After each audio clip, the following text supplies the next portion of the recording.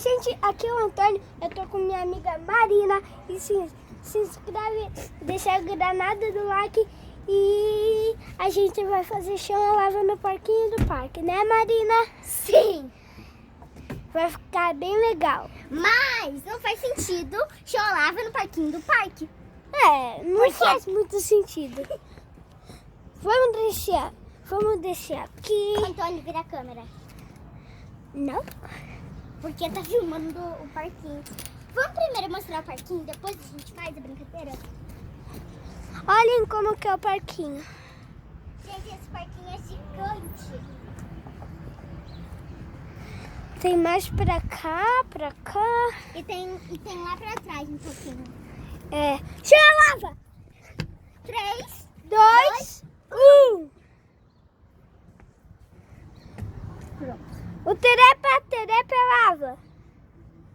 Aqui era chão, você perdeu. Ha! Não, isso aqui é uma plataforma. Tá, então vamos lá. O chupação lava.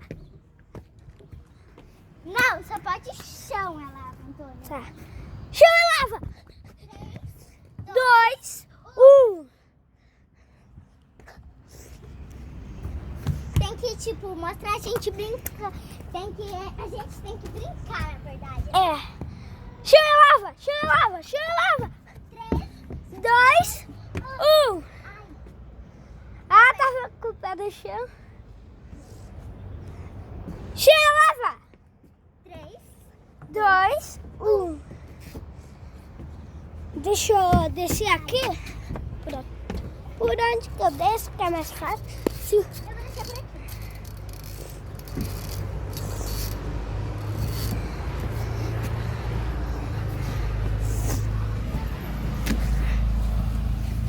Ah, maravilha, molhei a bunda inteira agora. Chega, lava. 2, 1.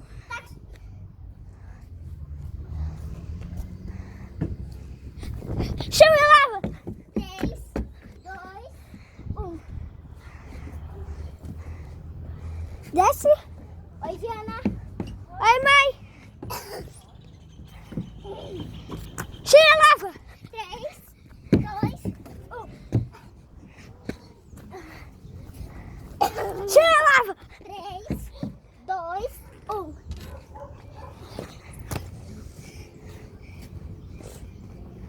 Chama e lava.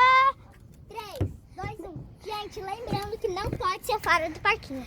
Não pode, tipo, ser nesse banco, nem naquelas árvores ali. É. E falou.